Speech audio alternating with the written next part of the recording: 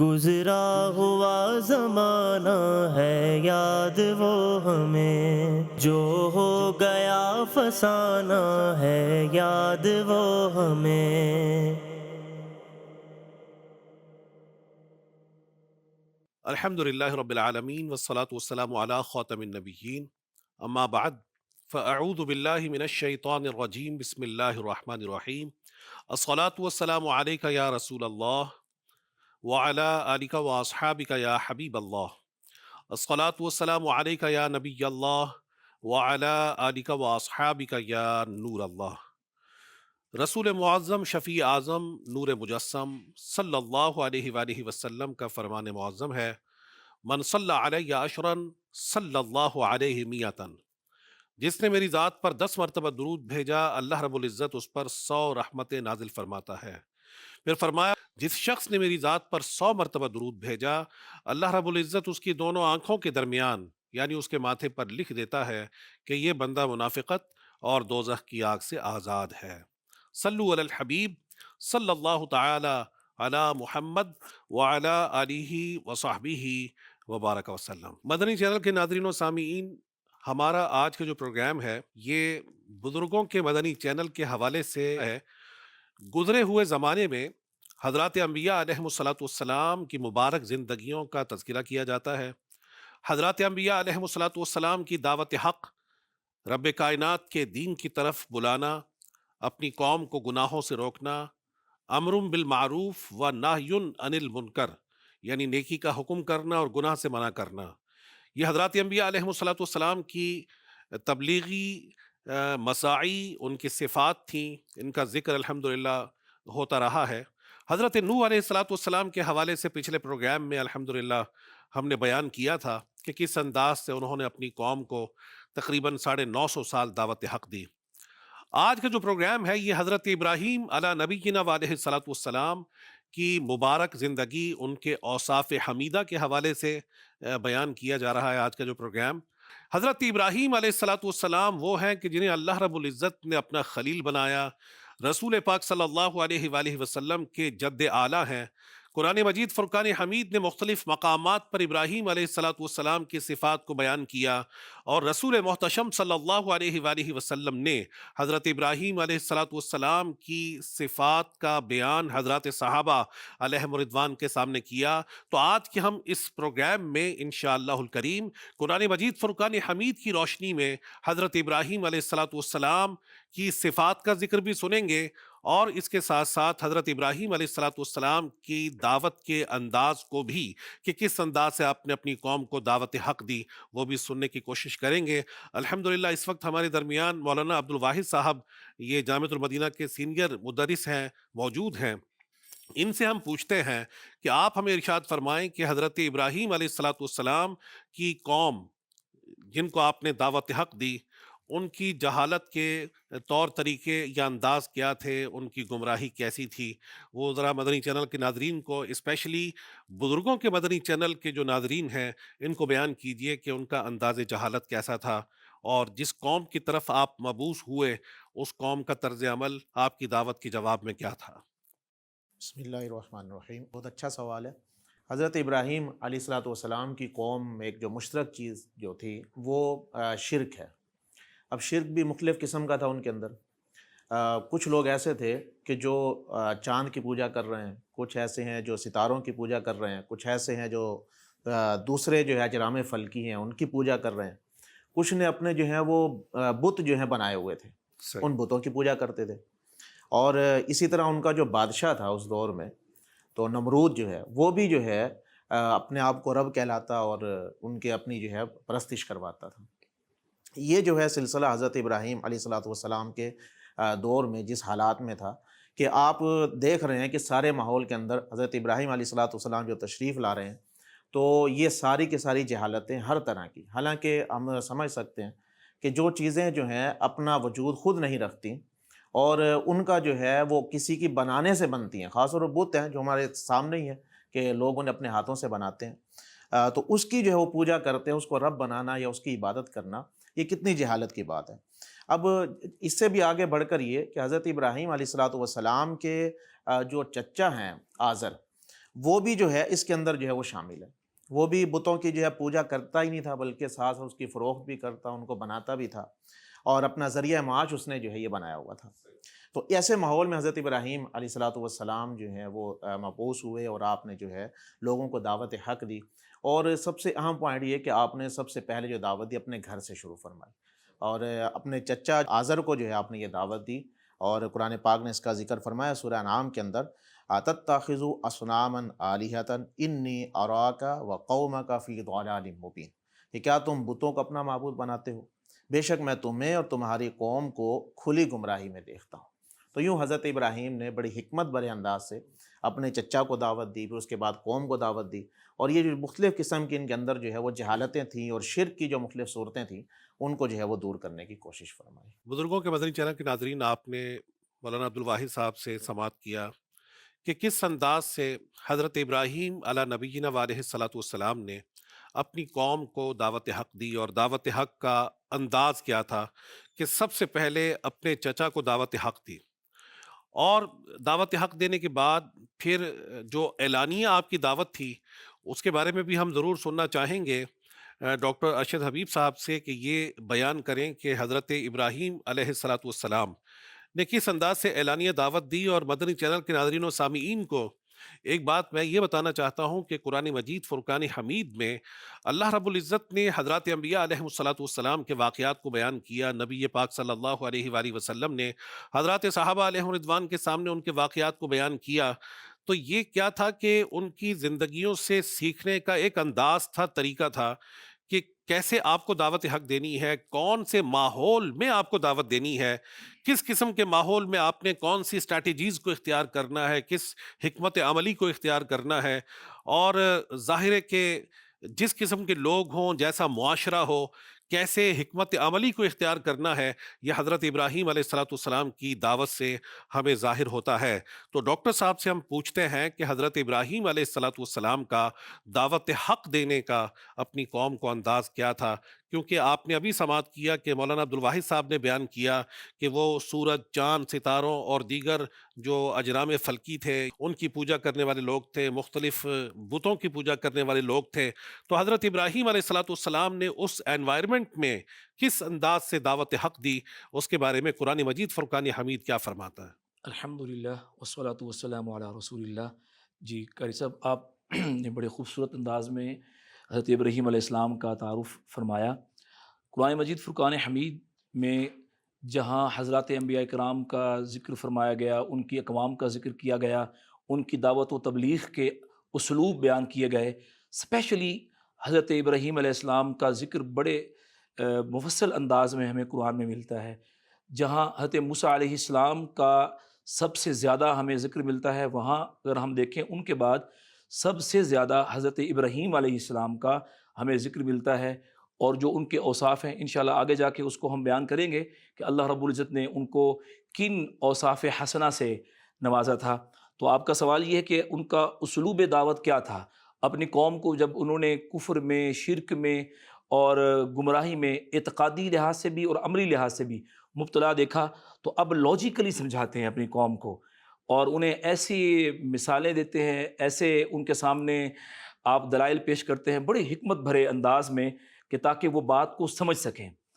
تو قرآن نے اس بات کو بیان کیا، جو اس کا مقام ہے سورۃ الانعام آیت نمبر 76 میں اللہ رب العزت اس آپ کے انداز تبلیغ کو بیان فرماتا ہے کہ حضرت ابراہیم علیہ السلام نے رات کو جب اندھیرا ہوا اس وقت آپ نے اپنی قوم کو متوجہ کیا کہ دیکھو کہ جس کو تم نے معبود بنا لیا ہے، تم سورج اور چاند اور ستاروں کے بارے میں کہتے ہو کہ یہ ہمارے معبود ہیں، فلما جن علیہ اللیل رأى کوکبا، پھر جب ان پر رات کا اندھیرا چھایا تو ایک تارا دیکھا، قال ھذا ربی، فرمایا کیا اسے میرا رب ٹھہراتے ہو؟ فلما افل قال لا احب الآفلین، پھر جب وہ ڈوب گیا تو فرمایا میں ڈوبنے والوں کو پسند نہیں کرتا۔ ماشاءاللہ۔ اس میں ایک یعنی بات واضح ہو گئی کہ آپ انہیں سمجھا رہے ہیں کہ اللہ تبارک و تعالیٰ وہ ذات ہے جو ہمیشہ سے قائم ہے اور ہمیشہ رہے گا، اور یہ ڈوب جانا جو ہے یہ عیب ہے، اور اللہ تبارک و تعالیٰ جو ہے وہ ہر عیب سے پاک ہے۔ اس کے بعد پھر آگے قرآن مجید فرقان حمید بیان فرماتا ہے کہ فلما رأى القمر بازغا قال هذا ربی، پھر جب چاند چمکتا ہوا دیکھا تو فرمایا کیا اسے میرا رب کہتے ہو؟ فلما افل قال لئن لم يهدني ربی لأكونن من القوم الضالین، پھر جب وہ ڈوب گیا تو فرمایا اگر مجھے میرے رب نے ہدایت نہ دی ہوتی تو میں بھی گمراہ لوگوں میں سے ہوتا۔ چونکہ وہ چاند کو بھی معبود سمجھتے تھے تو اب آپ نے فرمایا کہ دیکھو اس کا چمکنا، اس کا روشن ہونا وہ چند ایک گھنٹے ہیں، اس کے بعد جب جیسے ہی سورج طلوع ہوتا ہے، سورج کی روشنی پھیلتی ہے تو چاند اپنا وجود کھو دیتا ہے ہماری نگاہوں کے اعتبار سے، وہ ہمیں نظر نہیں آتا۔ تو آپ نے لاجیکلی کہا دکھائیں جی وہ کہاں ہے جس کو تم اپنا معبود سمجھتے ہو؟ تو ساتھ ہی فرمایا کہ میں ڈوبنے والے کو میں خدا کیسے مان لوں؟ فلما رأى الشمس بازغة قال هذا ربی هذا اکبر، پھر آپ نے ان پر ایک بڑی چوٹ کی، جب دن نکلا سورج کی روشنی پھیلی، سورج کو چمکتا ہوا سب دیکھ رہے تھے، اب آپ نے اب دعوت فکر دے رہے ہیں اور دعوت اس انداز میں دے رہے ہیں فلما رأى الشمس بازغة، جب سورج کو چمکتا ہوا دیکھا قال هذا ربی، تو فرمایا کیا اسے میں رب کہتے ہو؟ هذا اکبر، یہ تو ان سب سے بڑا ہے۔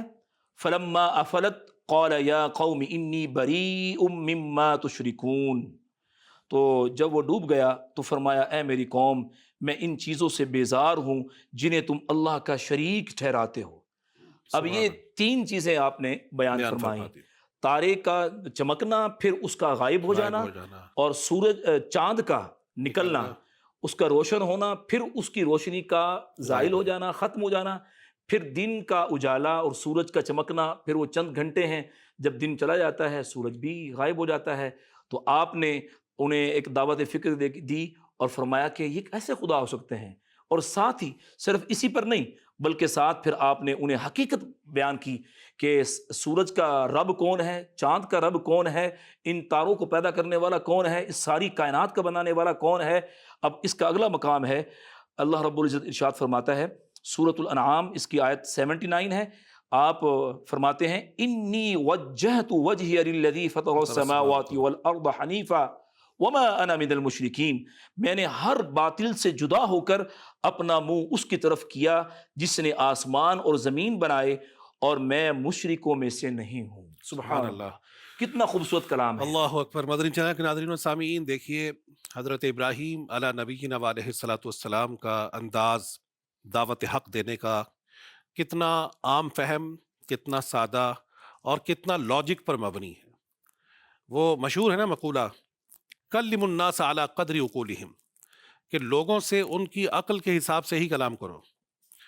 حضرت ابراہیم علیہ الصلوۃ والسلام کی حکمت عملی کو دیکھیں کہ لوگ جن چیزوں کو اپنا معبود سمجھتے تھے، جن چیزوں کی پوجا کرتے تھے، آپ نے ایک عقل والے انداز سے ان لوگوں کو سمجھا دیا کہ دیکھو جن کو تم پوجتے ہو، جیسے ستارے کی پوجا کرتے ہو، ایک وقت آتا ہے کہ اس کی روشنی ختم ہو جاتی ہے، چاند کی ورشپنگ ہوتی ہے، ورشپ کرتے ہو تم تو چاند بھی ڈوب جاتا ہے، اور اسی طرح سورج کی پوجا کرتے ہو، سورج بھی ڈوب جاتا ہے۔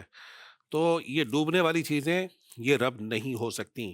اللہ رب العزت نے قرآن مجید فرقان حمید میں فرمایا ادعو الی سبیل ربک بالحکمت والموعظۃ الحسنہ، بلاؤ اپنے رب کے راستے کی طرف حکمت اور اچھی نصیحت کے ساتھ۔ تو انہی کے انداز میں حضرت ابراہیم علی نبینا علیہ الصلوۃ والسلام نے سمجھایا، سکھایا اور راہ راست پر لانے کی کوشش فرمائی۔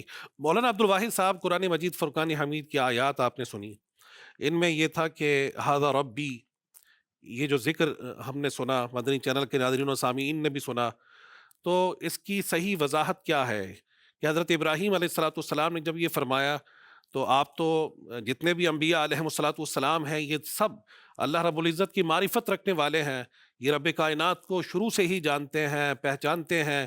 کسی بھی نبی علیہ الصلوۃ والسلام نے زندگی کے کسی بھی موڑ پر اللہ رب العزت کے احکام کی خلاف ورزی نہیں کی، اللہ رب العزت کی ذات کی معرفت انہیں حاصل تھی۔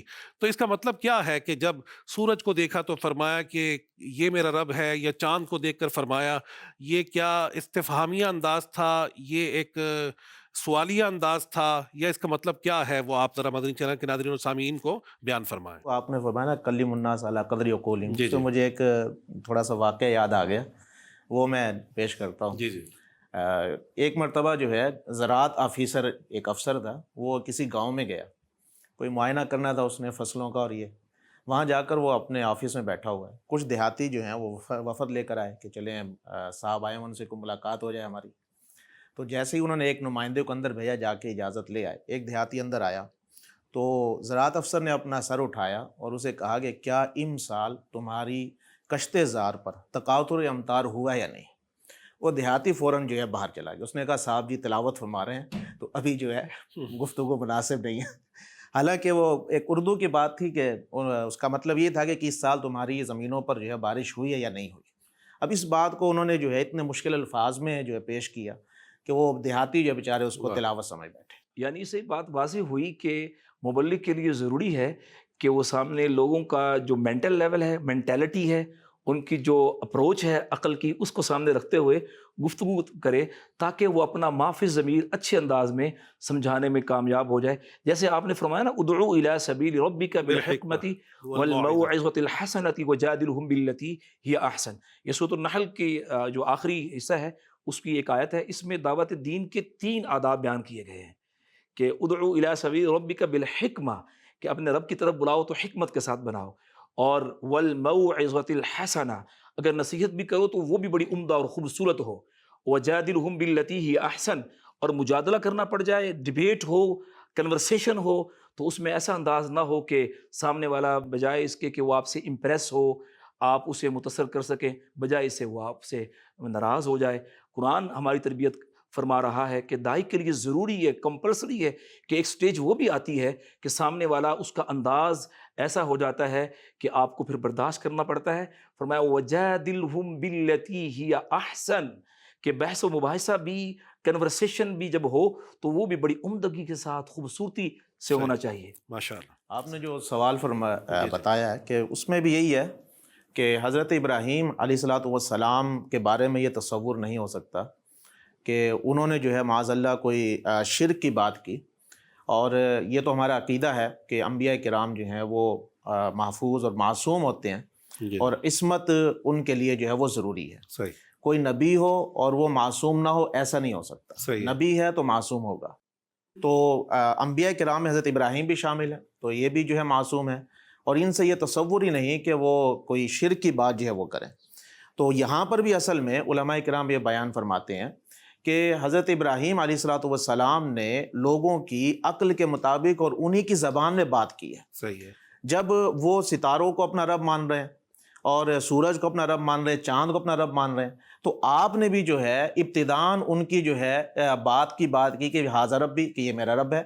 تو حالانکہ یہاں پر اپنا رب کہنا مقصود نہیں تھا، بلکہ ان کی بات کو آگے چلا کر ان کا رد کرنا مقصود صحیح تھا۔ ہے۔ جب آگے وہ غروب ہو گیا تو اب آپ نے فرمایا کہ یہ جو ہے غروب ہونے والا تو رب نہیں ہو سکتا۔ صحیح۔ تو یہاں پر ان کی عقل کے مطابق اور ان کی بات کو لے کر پھر ان کا رد کرنا جو ہے یہاں پہ مقصود تھا۔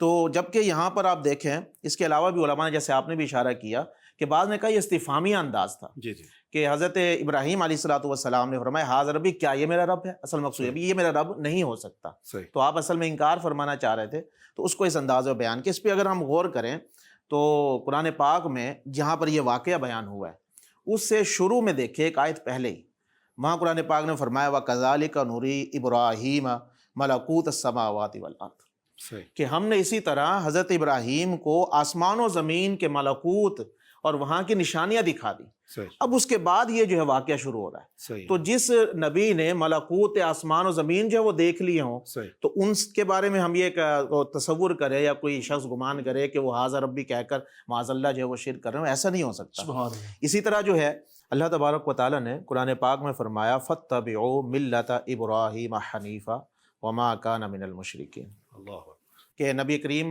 کو حکم ہوا کہ آپ ملت ابراہیم کی پیروی کیجئے جو باطل سے جدا ہے، اور وما کان من المشرکین، اور فرمایا کہ حضرت ابراہیم جو ہیں وہ مشرکین میں میں سے سے نہیں تھے۔ سبحان اللہ، کیا بات آپ نے فرمائی۔ اور دیکھیں حضرت ابراہیم علیہ الصلوۃ والسلام، کوئی عام آدمی بھی ہو نا، عام آدمی کو بھی پتہ ہے کہ ستارے طلوع ہوتے ہیں غروب ہو جاتے ہیں، چاند نکلتا ہے غروب ہو جاتا ہے، سورج نکلتا ہے، اور سن سیٹ کے الفاظ تو انگلش میں مشہور ہیں، سورج کا غروب ہونا، یعنی رائزنگ اور سیٹنگ، یہ دونوں موجود ہیں۔ تو یہ تو عام آدمی کے بھی ذہن میں تھا کہ یہ چیزیں طلوع ہوتی ہیں اور غروب ہو جاتی ہیں۔ تو ابراہیم علیہ السلام کے لیے یہ چیز کوئی نئی نہیں تھی، بلکہ ان لوگوں کو سمجھانا یہ مقصود تھا کہ دیکھو تم ان چیزوں کو اپنا معبود بنا رہے ہو، ان چیزوں کی تم پوجا کر رہے ہو، ان کی پرستش کر رہے ہو، یہ تو ان کا وجود عارضی ہے، یہ ایور لاسٹنگ نہیں ہے، ان کا وجود عارضی ہے۔ ایک عقل کی روشنی میں ان کو سمجھایا جا رہا ہے، لیکن ظاہر ہے کہ جن لوگوں کے مقدر میں ہدایت یا اسلام نہ ہو وہ اس طرف آتے نہیں ہیں۔ لیکن حضرت ابراہیم علیہ السلام نے کنٹینیوسلی، یعنی مسلسل اللہ رب العزت کے دین کی اشاعت میں اپنے اوقات کو گزارا، اور ہر طرح سے پریشانیوں کو برداشت کر کے، یعنی وہ پریشانیوں کی جو کیفیات ہے نا، وہ قرآن و حدیث میں واقعات مشہور ہیں کہ حضرت ابراہیم علیہ نبینا علیہ السلام کو کس کس انداز سے تکلیف دی گئی۔ وہ جیسے آپ نے فرمایا نا کہ جب ڈیبیٹ ہو تو آسن طریقے سے کریں، چلے اس ڈیبیٹ کی ایک کیفیت آپ بیان کر دیں کہ ایک تو وہ انداز تھا کہ حضرت ابراہیم علیہ السلام نے عوام الناس کے سامنے کس انداز سے دعوت حق کو رکھا، لیکن جب بادشاہ وقت کے دربار میں تشریف لے گئے تو آپ کا اب ڈیبیٹ کا انداز کیا تھا، وہ ذرا قرآن مجید کی روشنی میں بیان کیجئے۔ حضرت ابراہیم علیہ السلام کی دعوت کے کئی مراحل ہیں اور اس کے پیٹرن بھی مختلف ہیں، جیسے جس طرف آپ اشارہ فرما رہے ہیں، ایک تو ان کا اپنی قوم کو دعوت دینا، انفرادی طور پر، اجتماعی طور پر، اپنے خاندان کو۔ اب جس طرف آپ فرما رہے ہیں اشارہ، وہ آپ بادشاہ وقت کے سامنے آپ کلمہ حق بولے جا رہے ہیں، اور قرآن نے اس کو بیان کیا۔ سورۃ البقرہ ہے، اس کی آیت 258 ہے۔ اللہ رب العزت نے اس کیفیت کو بیان کیا کہ جب نمرود بادشاہ کے پاس آپ پہنچے، وہ بڑا متکبر تھا اور کہتا تھا میں خدا ہوں اور زندگی میرے ہاتھ میں ہے، معاذ اللہ، میں زندہ بھی کرتا ہوں مارتا بھی ہوں۔ تو اب حضرت ابراہیم علیہ السلام جب اس کے پاس گئے، جو مکالمہ ہوا، گفتگو ہوئی، قرآن نے اس کو بیان کیا، اور وہ انداز کیا تھا آپ کا؟ لاجیکلی آپ نے بات کی، یعنی آپ نے کوئی غصہ نہیں دکھایا، آپ کوئی ایسے جذبات نہیں تھے، بڑے ہی تحمل کے ساتھ آپ نے اس کی بات سنی اور بڑے ہی تحمل کے ساتھ آپ جواب دے رہے ہیں۔ قرآن نے اس کو یوں بیان فرمایا کہ اذ قال ابراہیم ربی الذی یحیی ویمیت، ابراہیم نے فرمایا میرا رب وہ ہے جو زندگی دیتا ہے اور موت دیتا ہے۔ اللہ رب العزت کا تعارف آپ فرما رہے ہیں کہ اللہ رب العزت کی ذات وہ ہے۔ تو وہ نمرود کہنے لگا قال انا احیی و امیت، کہ میں بھی زندگی دیتا ہوں اور موت دیتا ہوں۔ اب اس کو زندگی اور موت کے فلسفے کا پتہ نہیں تھا، اگرچہ اس کی بڑی تفصیل ہے، مفسرین نے لکھا کہ اس نے کیسے اس کو کیا۔ تو آگے ہم چلتے ہیں مضمون کے۔ تو حضرت ابراہیم علیہ السلام نے جب اس کی یہ بات سنی تو آپ سمجھ گئے کہ یہ اس کے بس فہم نہیں ہے، عقل نہیں ہے، شعور نہیں ہے، اس کے پاس، اس کو پتہ نہیں کہ موت کیا ہوتی ہے، زندگی کیا کسے کہتے ہیں۔ تو آپ نے فرمایا کہ قال ابراہیم علیہ السلام نے کہا فَإِنَّ اللَّهَ يَأْتِي بِالشَّمْسِ مِنَ الْمَشْرِقِ فَأْتِ بِهَا مِنَ الْمَغْرِبِ، ابراہیم نے فرمایا تو اللہ سورج کو مشرق سے لاتا ہے، پس تو اسے مغرب سے لے آ۔ اب قرآن کے الفاظ دیکھیں، اب آپ نے فقط اتنا کہا، آگے آپ نے کچھ اور نہیں کہا۔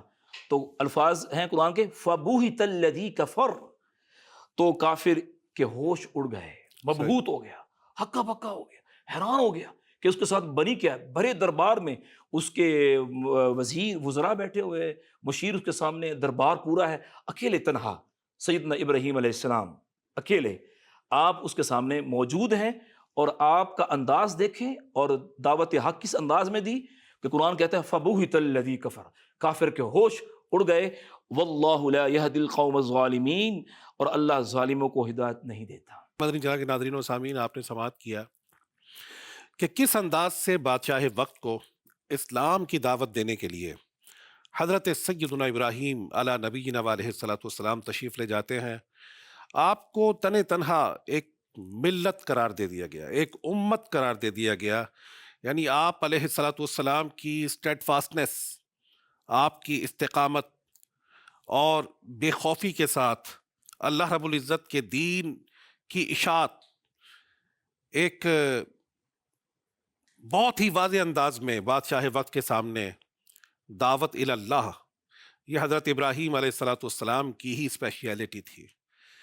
ایک درس ہمیں یہ بھی ملا کہ دعوت حق دیتے ہوئے، اللہ رب العزت کی طرف بلاتے ہوئے، ہمارے دلوں میں خوف صرف اللہ رب العزت کی ذات کا ہونا چاہیے۔ یعنی حضرت ابراہیم علی نبینا علیہ الصلاۃ والسلام کی حیات مبارکہ سے یہ سیکھنے کا موقع ملتا ہے کہ اس بات کی پرواہ نہ کریں کہ اگر آپ اکیلے ہیں، آپ کو حق بات، سچی بات حکمت کے ساتھ کس انداز سے کرنی ہے، کوئی خوف غیر خدا کا اپنے دل میں نہیں رکھنا، اور یہ نہیں سوچنا کہ میرے ساتھ ہوگا کیا، میرے ساتھ کیا کیا جائے گا، میرے ساتھ کیا بدسلوکی کی جائے گی۔ اور پھر بعد میں یہ ہوا، آپ کو پتا تھا کہ کیا ہونا ہے، لیکن دعوت حق دیتے ہوئے آپ علیہ الصلاۃ والسلام نے بے خوفی کا مظاہرہ کیا، اور وہاں کے بے شمار لوگ اس سے متاثر بھی ہو گئے۔ اس کے بعد آپ علیہ الصلاۃ والسلام کے ساتھ کیا ہوا کہ اگر آپ قرآن مجید فرقان حمید کا مطالعہ کرتے ہیں، احادیث نبویہ صلی اللہ علیہ وآلہ وسلم کو مطالعہ کرتے ہیں، انہوں نے ایک بہت بڑی آگ جلائی، اور حضرت ابراہیم علی نبینا علیہ الصلاۃ والسلام کو اس آگ میں ڈالا گیا۔ فرشتوں کی طرف سے آپ کو آفرز ہوتی ہیں کہ آپ فرمائیں تو یہ آگ بجھا دی جائے، لیکن آپ علیہ الصلاۃ والسلام کے دل میں یہ تھا کہ میں جس رب کے دین کی دعوت دینے کے لیے نکلا ہوں، وہ رب عز و جل مجھے ملاحظہ فرما رہا ہے۔ اور پھر ہوا وہی کہ رب کائنات نے فرمایا یا نار کونی بردا وسلاما علی ابراہیم، اے آگ میرے ابراہیم علیہ الصلاۃ والسلام پر ٹھنڈی اور سلامتی والی ہو جا۔ حضرت سیدنا ابراہیم علی نبینا علیہ الصلاۃ والسلام کے بارے میں مدنی چینل کے ناظرین و سامعین آپ سماعت فرما رہے ہیں، میں یہ گزارش کروں گا ڈاکٹر صاحب سے کہ حضرت ابراہیم علیہ الصلاۃ والسلام کے اوصاف حمیدہ کو اللہ رب العزت نے قرآن مجید فرقان حمید میں مختلف مقامات پر بیان کیا ہے، تو آپ قرآن مجید فرقان حمید کی وہ آیات کچھ مدنی چینل کے ناظرین و سامعین کو سنا دیں کہ اللہ رب العزت نے ان کے بارے میں قرآن مجید میں کیا فرمایا۔ قرآن مجید فرقان حمید میں اللہ رب العزت نے حضرت ابراہیم علیہ السلام کے جو اوصاف بیان کیے، اللہ رب العزت ارشاد فرماتا ہے اِنَّهُ مِنْ عِبَادِنَا الْمُؤْمِنِينَ، بے شک وہ ہمارے اعلیٰ درجے کے کامل ایمان والے بندوں میں سے ہیں۔ اسی طرح فرمایا وَاذْكُرْ فِي الْكِتَابِ إِبْرَاهِيمَ، اور کتاب میں ابراہیم کو یاد کیجئے، اِنَّهُ كَانَ صِدِّيقًا نَبِيًّا، بے شک وہ بہت ہی سچے نبی تھے۔ اللہ رب العزت قرآن پاک میں ارشاد فرماتا ہے ان ابراہیم کان امۃ قانتا للہ حنیفا، بے شک ابراہیم تمام اچھی خصلتوں کے مالک، ایک پیشوا، اللہ کے فرما بردار اور ہر باطل سے جدا تھے۔ ولم یک من المشرکین، اور وہ مشرک نہ تھے۔ شاکرا لانعمہ، اس کے احسانات پر شکر کرنے والے تھے۔ کئی اوصاف اس مقام پر بیان کیے گئے۔ اسی طرح اللہ رب العزت ارشاد فرماتا ہے ان کے اوصاف کو بیان کرتے ہوئے وَإِبْرَاهِيمَ الَّذِي وَفَّى، اور ابراہیم کے جس نے احکام کو پوری طرح ادا کیا، یعنی اللہ رب العزت کے ایسے پیارے خلیل کہ اللہ رب العزت نے ارشاد فرمایا کہ وہ اللہ تعالیٰ کے احکام کی پوری طرح بجاوری فرمانے والے تھے۔ اسی طرح ایک اور مقام پر سورہ ہود میں فرمایا گیا ان ابراہیم لحلیم اواہ منیب، بے شک ابراہیم بڑے تحمل والا اور بہت آہیں بھرنے والا اور رجوع کرنے والا ہے۔ اس مقام پر حضرت ابراہیم علیہ السلام کی دو صفات کا ذکر ہے، ایک ہے اواہ اور دوسرا حلیم۔ اواہ کے بارے میں مفسرین کرام فرماتے ہیں کہ جس میں یہ صفت پائی جائے وہ بکثرت دعائیں کرتا، اللہ تعالیٰ کے ذکر و تسبیح میں مشغول رہتا، کثرت کے ساتھ تلاوت کرتا، اخروی ہولناکیوں اور دہشت انگیزیوں کے بارے میں سن کر گریہ زاری کرنے والا، اپنے گناہوں کو یاد کر کے ان سے مغفرت طلب کرتا ہے۔ اور یہ ساری صفات حضرت ابراہیم علیہ السلام کے اندر موجود ہیں۔ اور دوسری صفت یہاں پر بیان کی گئی حلیم، یعنی جس میں یہ صفت پائی جائے وہ اپنے ساتھ برا سلوک کرنے والے پر بھی احسان کرنے والا ہے، اسے کہتے ہیں حلیم۔ تو اس میں فرمایا گیا کہ ابراہیم علیہ السلام اواہن بھی ہیں اور حلیم بھی ہیں۔ اسی طرح ایک اور مقام پر فرمایا اجتباہ وہداہ الی صراط مستقیم، کہ اللہ نے اسے چن لیا اور اسے سیدھے راستے کی طرف ہدایت دی۔ اسی طرح ایک اور مقام پر فرمایا واتخذ اللہ ابراہیم خلیلا، اور ہم نے ابراہیم کو اپنا گہرا دوست بنا لیا۔ سبحان اللہ، کہ آپ کی جو یہ صفت ہے خلیل ہونا، سبحان اللہ بڑی پیاری ہے کہ آپ اللہ کے خلیل ہیں۔ اسی طرح سورۃ البقرہ کے اندر جہاں تعمیر کعبہ کا ذکر ہے، اس سے پہلے اللہ رب العزت ارشاد فرماتا ہے وَإِذِ ابْتَلَىٰ إِبْرَاهِيمَ رَبُّهُ بِكَلِمَاتٍ فَأَتَمَّهُنَّ، اور یاد کرو جب ابراہیم کو اس کے رب نے چند باتوں کے ذریعے سے آزمایا تو اس نے انہیں پورا کر دیا۔ قَالَ إِنِّي جَاعِلُكَ لِلنَّاسِ إِمَامًا، اللہ نے فرمایا میں تمہیں لوگوں کا پیشوا بنانے والا ہوں۔ واہ، سبحان اللہ، حضرت ابراہیم علیہ السلام لوگوں کے پیشوا ہیں۔ اور قاری صاحب آپ غور کیجئے، ہم نماز پڑھتے ہیں جی تو جی، تشہد کے بعد جب ہم درود پڑھتے ہیں، وہ درود کون سا ہے؟ وہ درود ابراہیمی ہے۔ واہ، حضرت ابراہیم علیہ السلام کا مقام و مرتبہ دیکھیں کہ ہم نماز میں جو درود پڑھتے ہیں اس میں نبی کریم صلی اللہ علیہ وسلم کی ذات اقدس اور آپ کی آل پر درود بھیجتے ہیں، تو ہم کیا عرض کرتے ہیں کہ یا رب العالمین جیسے تو نے درود بھیجا حضرت ابراہیم علیہ السلام اور ان کی اولاد پر۔ دیکھیں ماشاءاللہ یہ نبی پاک صلی اللہ علیہ وآلہ وسلم کی ایک محبت ہے حضرت ابراہیم علی نبینا علیہ الصلوۃ والسلام سے، اور حضرت ابراہیم علیہ الصلوۃ والسلام کی دعا ہم سب ہی تقریباً نماز کے اختتام پر پڑھتے ہیں۔ کیا پڑھتے ہیں؟ رب اجعلنی مقیم الصلاۃ ومن ذریتی ربنا وتقبل دعا ربنا اغفر لی ولوالدی وللمؤمنین یوم یقوم الحساب۔ کتنی زبردست دعا ہے۔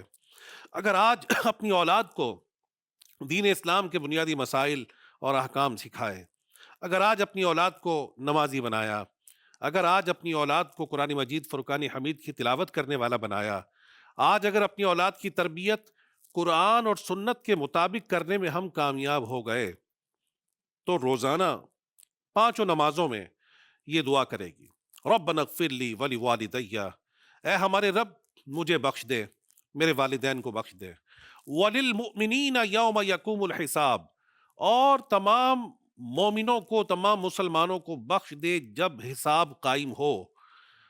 تو کبھی تو ایسا وقت آئے گا کہ اولاد کی یہ دعا ایسی مقبول ہوگی رب تبارک و تعالیٰ کی بارگاہ میں کہ اللہ رب العزت اسے بھی بخشے گا اور اس کے والدین کو بھی بخش دے گا۔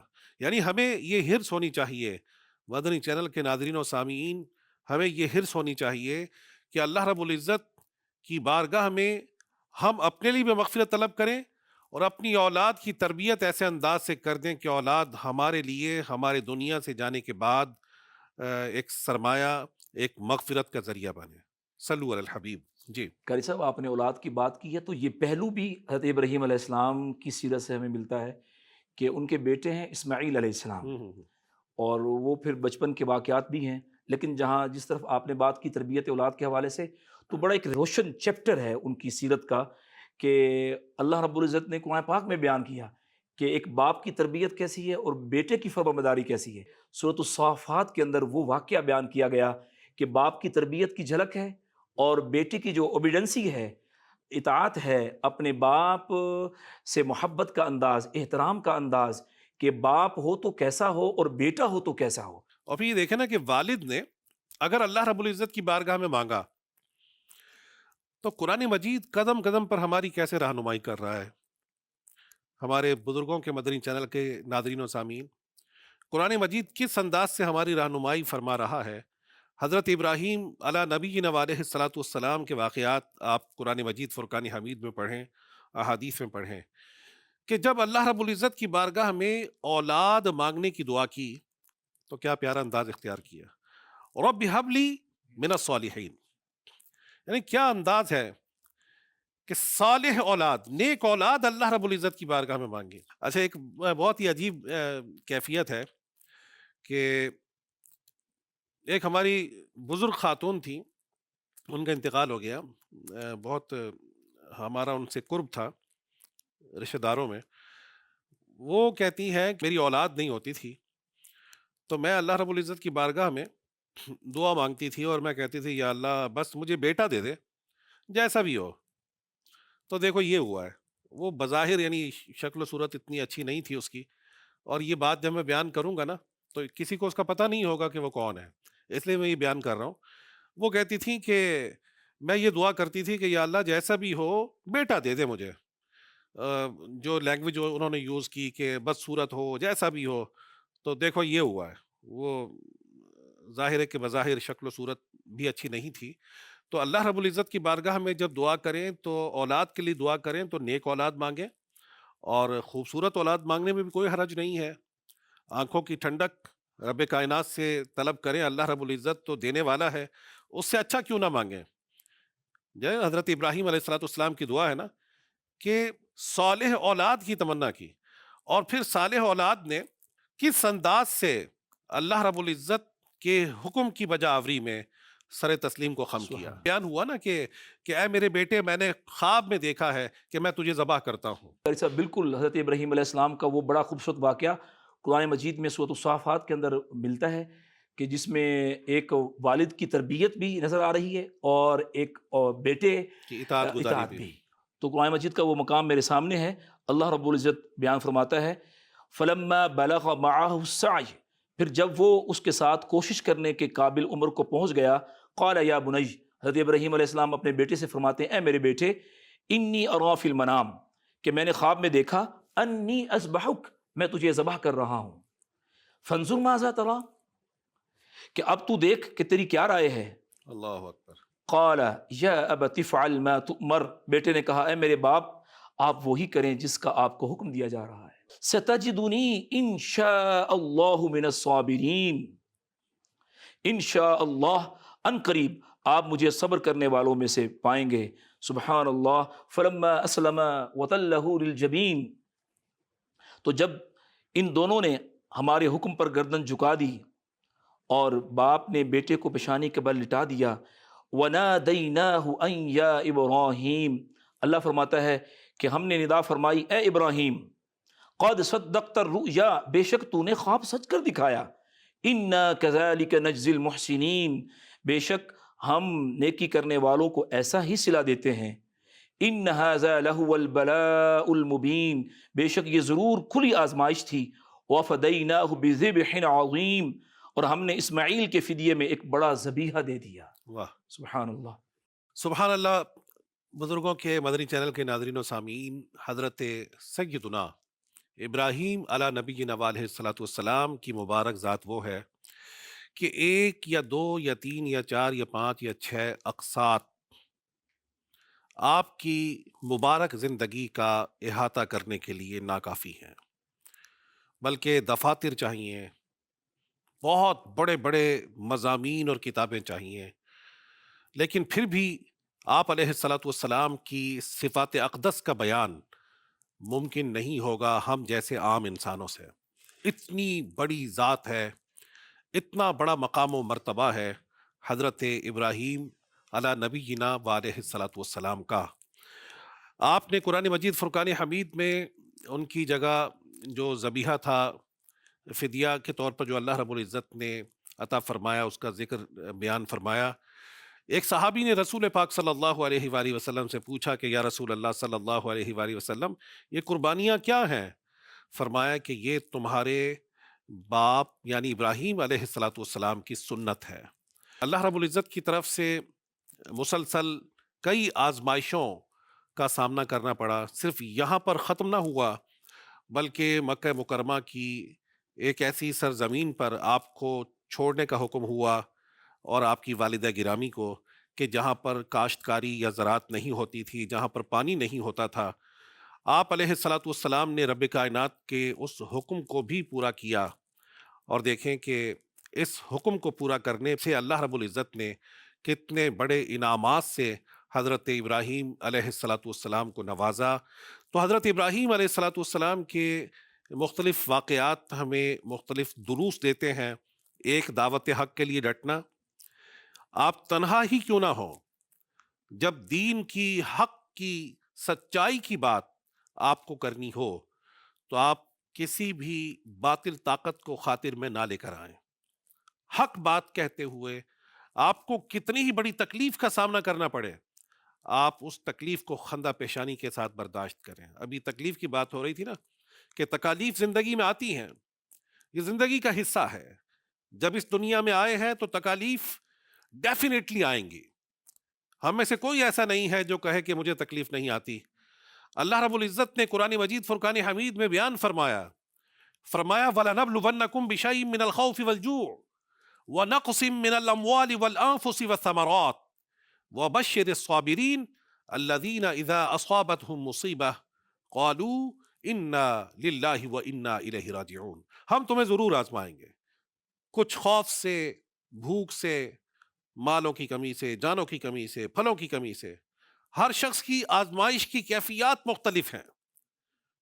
ضروری ہے کہ ساری آزمائشیں ایک بندے کو آ جائیں، ہر بندے کا ٹیسٹ الگ ہے. لیکن فرمایا وبشر الصابرین، اے حبیب صلی اللہ علیہ وآلہ وسلم خوشخبری سنا دیں صبر کرنے والوں کو. وہ لوگ کہ جب انہیں کو مصیبت پہنچتی ہے قالو انا للہ وانا الیہ راجعون، وہ کہتے ہیں بے شک ہم اللہ کا مال ہیں اور ہمیں اللہ رب العزت کی طرف لوٹ کر جانا ہے.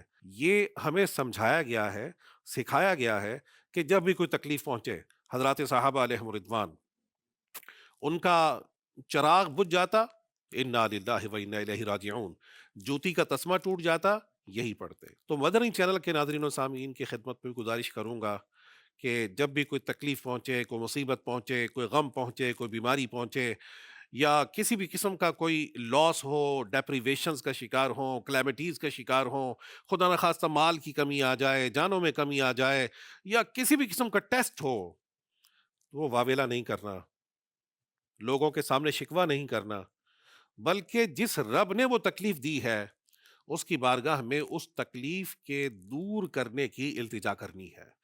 اللہ رب العزت ہمیں حضرات انبیاء علیہم الصلاۃ والسلام کے نقوش قدم پر چلنے کی توفیق عطا فرمائے، اور بالخصوص نبی محتشم شاہ بنی آدم نور مجسم صلی اللہ علیہ وآلہ وسلم کی کامل اتباع اور اطاعت کرنے کی توفیق عطا فرمائے. آمین بجاہ خاتم النبیین صلی اللہ تعالی علیہ وآلہ وسلم. گزرا ہوا زمانہ ہے یاد وہ ہمیں، جو ہو گیا فسانہ ہے یاد وہ ہمیں.